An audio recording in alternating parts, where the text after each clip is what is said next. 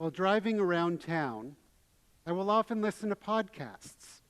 The list that I listen to is varied and eclectic. Perhaps my favorite is NPR's Wait, Wait, Don't Tell Me. I also enjoy Torah Smash, hosted by, among others, my colleague and friend, Rabbi David Young. There is Conan O'Brien Needs a Friend, and Hollywood Babylon with Kevin Smith and Ralph Garman, which is a podcast not appropriate for anyone of any age. And notice, none of these, except perhaps Wait, Wait, Don't Tell Me, have much to do with what's going on in the world. I have found that I am angry enough when I drive, a vestige perhaps of my time in New York and New Jersey, or maybe just the Dodge effect. So better to find shows that don't elevate my frustrations.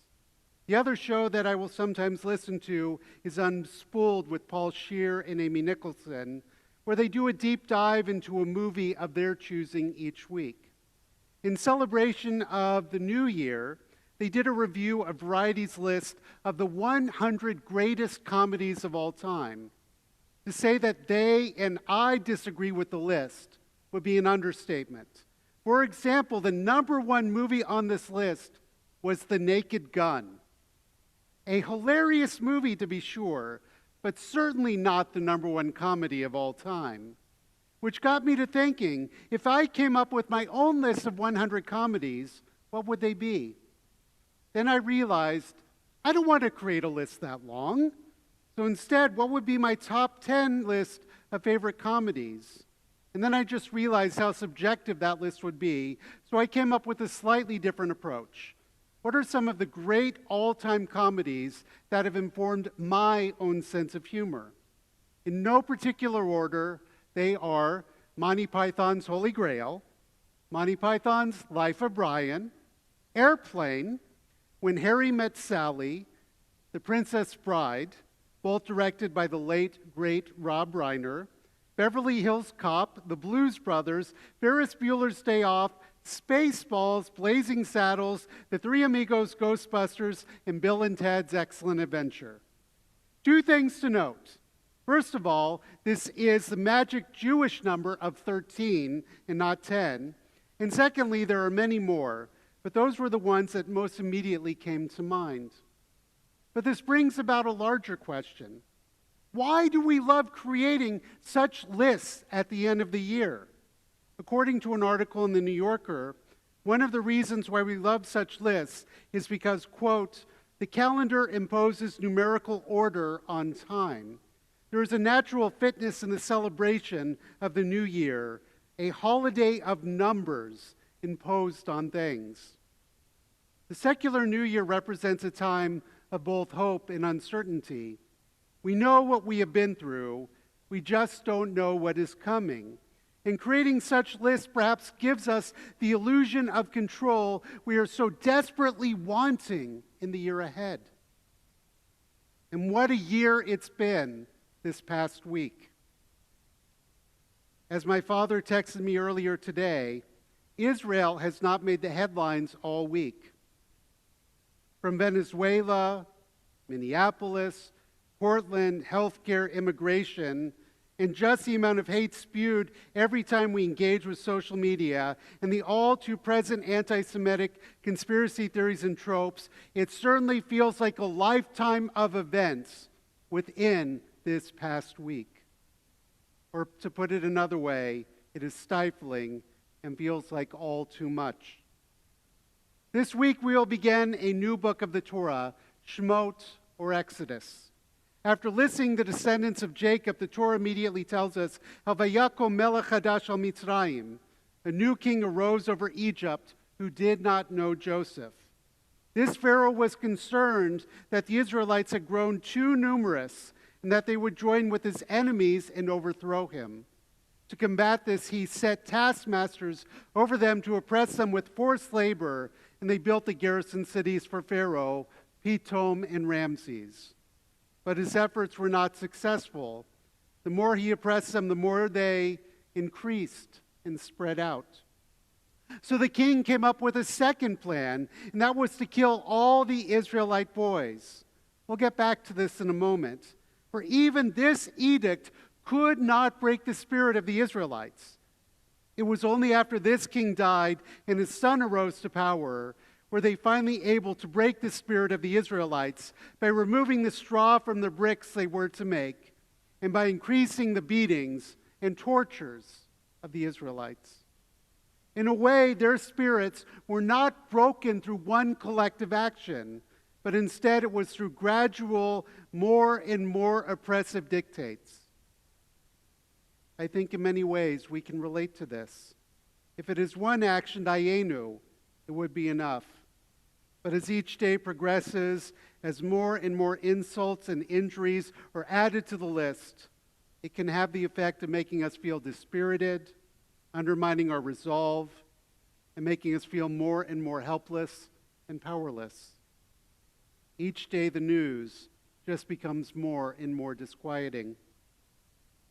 And yet, in the Torah, there were acts of defiance. Now, I could focus on the story of Moses, for it was his mother, Yocheved, who placed him in a wicker basket and put him in the Nile to save his life, following Pharaoh's decree to kill all the boys. It was Pharaoh's daughter, known by our tradition as Batia, who found him in the river and brought him out and gave him the name Moses, an Egyptian name, by the way.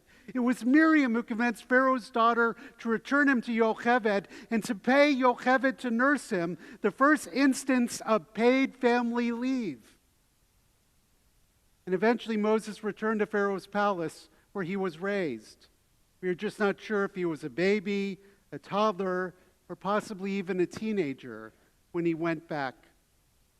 We know the story of Moses as the eventual great lawgiver and redeemer of the Israelites with his brother Aaron and his sister Miriam by his side. But it can be hard to see ourselves in great heroes. So instead we turn to the story of Shiphrah and Puah, two great women of their own accord. Shiphrah and Puah were midwives. As the story goes, Pharaoh told them, "When you deliver the Hebrew women, look at the birth stool. If it is a boy, kill him. If it is a girl, let her live." The midwives, fearing God, did not do as the king of Egypt had told them. They let the boys live. So the king of Egypt summoned the midwives and said to them, "Why have you done this, saying, letting the boys live?" The midwives said to Pharaoh in an act of defiance, "Because the Hebrew women are not like the Egyptian women. They are vigorous. Before the midwife can come to them, they have given birth." A small act of peaceful rebellion that saved countless lives. The Midrash tells us there were other acts of rebellion too, praising the Israelite women for sustaining the Israelite men and keeping their hopes and resolves up when all they wanted to do was give up. That women were leading, but not often credited with these acts of rebellion, is sadly not an uncommon narrative throughout history. Even during the Civil Rights Movement, though men like Martin Luther King Jr. often get the lion's share of credit, figures like Fannie Lou Hamer, Ella Baker, Diane Nash, and Gloria Richardson were just as vital as men like MLK Jr. and John R. Lewis in securing voting access. I mention all of this because it does not take great singularly unique heroes or voices to change the course of events. Instead, it takes individuals acting in smaller ways when in concert with other like-minded people to change the course of events. But we do not have to do it all, and we certainly do not have to do it all by ourselves.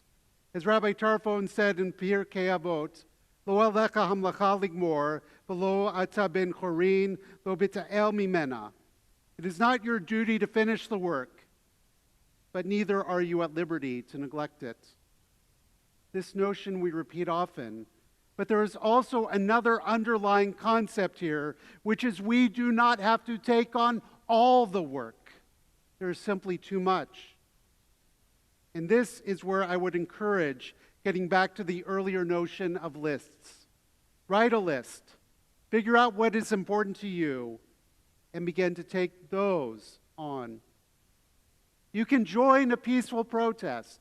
You can not only write, but annoy the heck out of your representatives demanding action. You can circulate letters. You can engage in sacred conversations and sacred disagreements. Your money, your small symbolic acts of protest or large ones, you can demonstrate to people in power because your words, your actions matter. And when all else fails, we can pray. I was honored to participate in the Omaha Mayor's Clergy Council. Now, I missed the first meeting, but I attended the second one yesterday at City Hall. I gathered with esteemed colleagues, all of Christian faith. They asked pointed and tough questions. They challenged and they probed. They argued. And then we all prayed.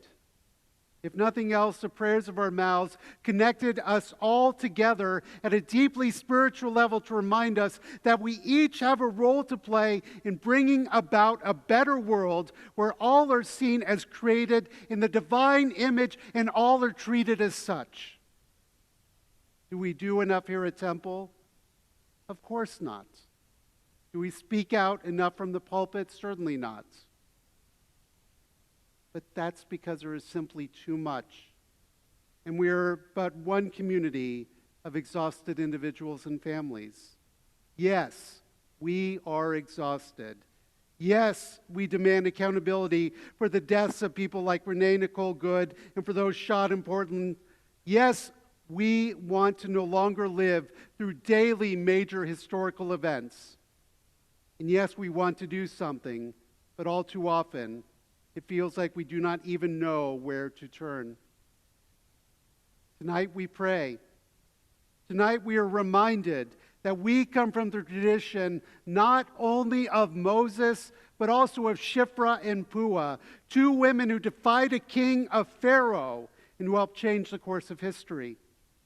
From them may we find the strength, the fortitude to keep moving forward in such times. For like them, we too have the ability to change the course of history because we will not succumb nor give in to the forces that seek to tear us apart or to break us down. Our spirits, our beliefs, our hopes, our dreams are stronger than that. And though we may be exhausted, our resolve will not break. Tonight, for justice to be brought back as a guiding principle of the world. And then tomorrow, we will continue the fight to make that a reality. Shabbat Shalom.